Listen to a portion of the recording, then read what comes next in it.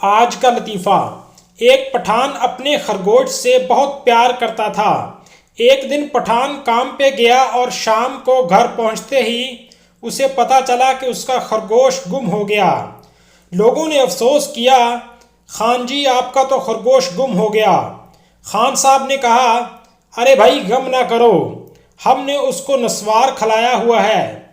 जब नशा टूटेगा तो सीधा मेरे पास ही आएगा।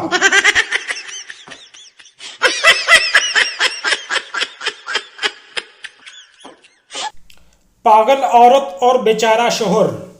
एक साहब अपने घर में स्टूल पर खड़े होकर बुरश से दीवार पेंट कर रहे थे कि अचानक उनकी बेगम आई और कहा, अजी सुनते हो मुन्ना के अब्बा, बुरश को मजबूती से पकड़ लीजिए, मैं स्टूल को दूसरे कमरे में ले जा रही हूँ।